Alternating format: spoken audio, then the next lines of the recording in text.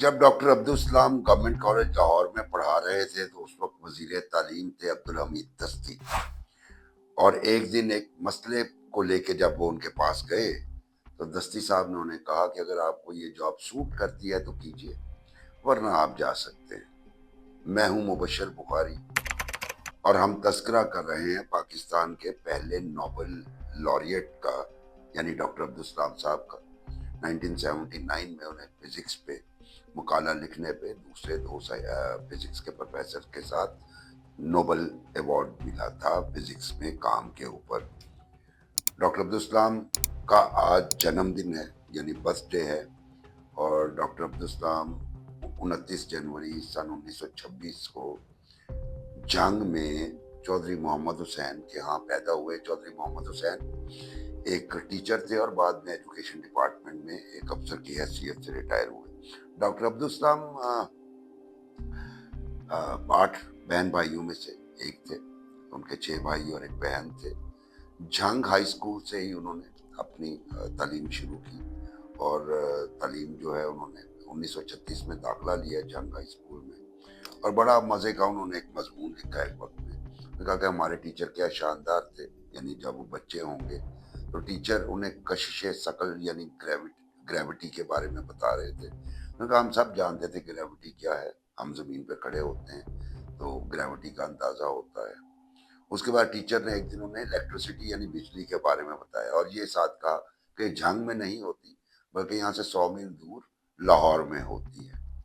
اور اس کے بعد ٹیچر نے یہ بھی کہا کہ نیوکلیئر سائنس کی بات کرتے ہوئے کہا کہ نیوکلیئر کیپیبلٹی بھی ایک چیز ہے، لیکن وہ ادھر نہیں ہوتی سب کانٹیننٹ میں، وہ یورپ میں ہوتی ہے۔ تو ایسے ماحول میں انہوں نے تعلیم حاصل کی۔ 1938 کی میں وہ 12 سال کی عمر میں جھنگ کالج میں چلے گئے۔ اچھا، اس وقت کالج جو تھا جھنگ کالج، وہاں پہ میٹریکولیشن اور انٹرمیڈیٹ ہوا کرتے تھے، یعنی 4 سال میں بچہ وہاں سے فارغ ہوتا تھا۔ تو انہوں نے وہاں پہ اسٹڈیز شروع کی، اور میٹرک جب کیا تو انہوں نے پورے پنجاب کا ریکارڈ بریک کر دیا۔ اور کہتے ہیں کہ جب وہ رزلٹ آیا اور جب وہ واپس گھر جا رہے تھے تو وہاں کے جو ہندو دکاندار تھے، نارملی وہ شام کو دکانیں بند کر لیتے تھے، لیکن وہ اس دن انہوں نے دکانیں کھلی رکھی اور انہوں نے بڑا وارم ویلکم کیا۔ 1942 یعنی 1942 میں وہ گورنمنٹ کالج لاہور میں آ گئے، اور انہوں نے اپنے سبجیکٹس رکھے میتھمیٹکس اور انگلش، اور دونوں میں وہ اتنے بریلینٹ تھے کہ ان کے اساتذہ کا خیال تھا کہ وہ انگلش ٹیچر بہت اچھے بنیں گے، لیکن ان کا رجحان میتھمیٹکس کی طرف تھا۔ 1944 میں جب انہوں نے گریجویشن کیا گورنمنٹ کالج لاہور سے، تو پورے پنجاب یونیورسٹی کے جتنے سابقہ ریکارڈز تھے انہیں توڑ دیے۔ میتھمیٹکس میں ان کے 300 میں سے 300 نمبر تھے، اور انگلش میں ان کے 150 میں سے 121 نمبر تھے، اور چونکہ ریکارڈ بریک کر چکے تھے اس لیے انہیں اسکالرشپ مل گیا۔ اسکالرشپ پہ وہ کیمبرج یونیورسٹی کا کالج تھا سینٹ جانس کالج، وہاں پہ پڑھنے گئے اور وہاں پہ میتھمیٹکس پڑھتے رہے۔ اور یہ دور ہے جب وہ یہ سوچنے پہ مجبور ہو گئے کہ مجھے اگر بریلینس اختیار کرنی ہے تو مجھے فزکس بھی پڑھنا پڑے گی۔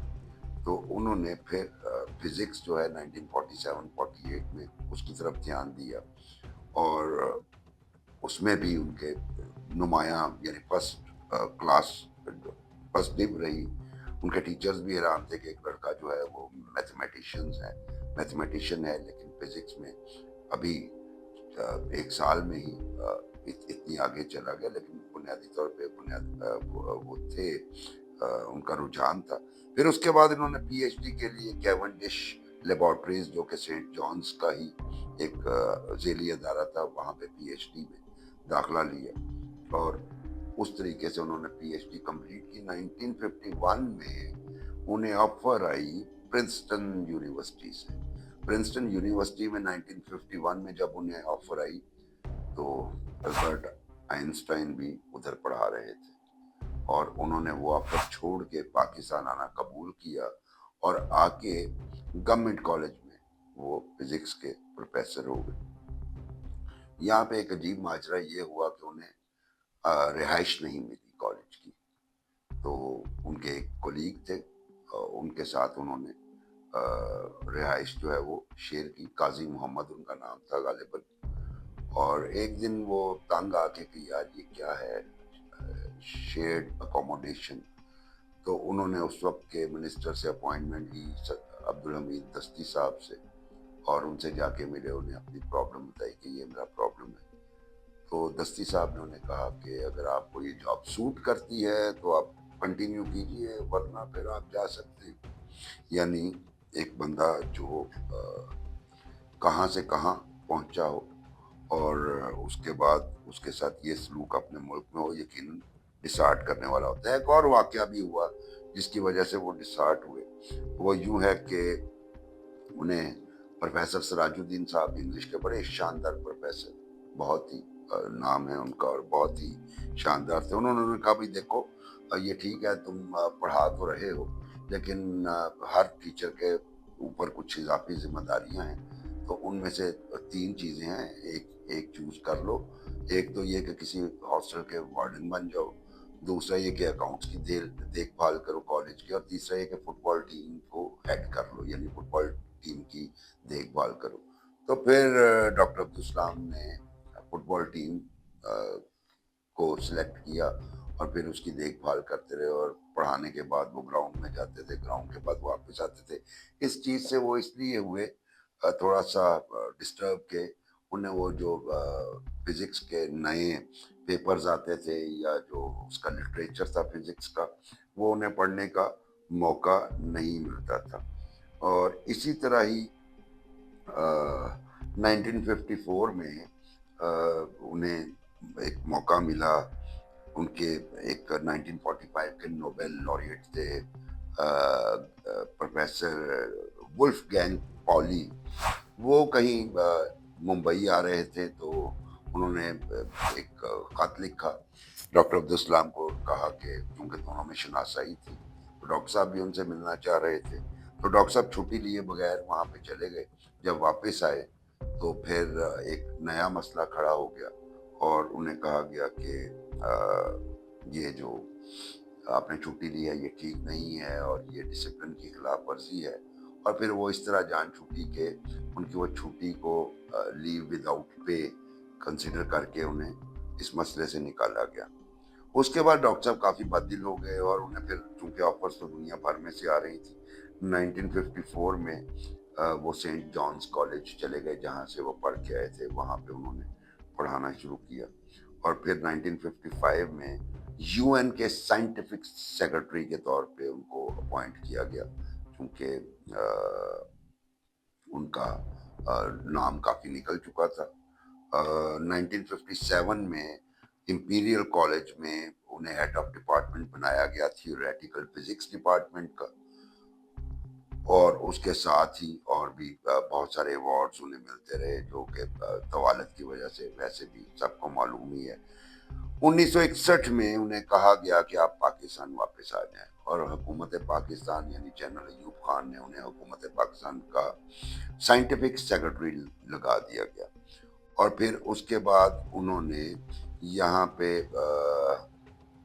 قائم کیا 1964 میں international centre for theoretical physics, اور ان کے ساتھ ایک اور ہمارے ایٹمی سائنسدان تھے IH عثمانی صاحب, وہ بھی اس میں شریک تھے. پھر دوبارہ 1971 میں کراچی میں جو پہلا ایٹمی بجلی گھر لگا یا پاور پلانٹ لگا ایٹمی, وہ بھی ڈاکٹر عبدالسلام کی زیر قیادت ہی لگا. اور یہ پاور پلانٹ جو تھا یہ فرانس سے آیا تھا. وہ کیسے آیا تھا اس کی بھی ایک داستان جو ہے اپنی جگہ پہ چلتی ہے. 1979 میں نوبل فزکس ایوارڈ ملا, اور ان کے ساتھ دوسرے 2 سائنٹسٹ بھی تھے.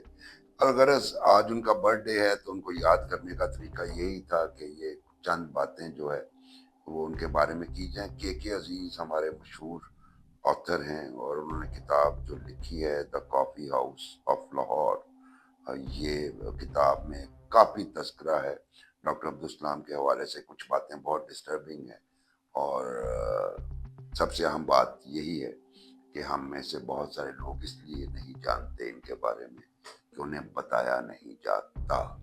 1996 میں ان کا انتقال ہوا، اور آج کا ویلاگ اتنا ہی۔ ویلاگ پسند آئے تو سبسکرائب کیجئے چینل کو، لائک کیجئے، شیئر کیجئے، اپنے کمنٹس سے ضرور نوازیے، ہو سکتا ہے اس پہ بہت سارے نیگیٹو کمنٹس بھی ہیں کسی وجہ سے۔ بہرحال اگلے پروگرام تک کے لیے مجھے اجازت دیجیے۔ اللہ حافظ۔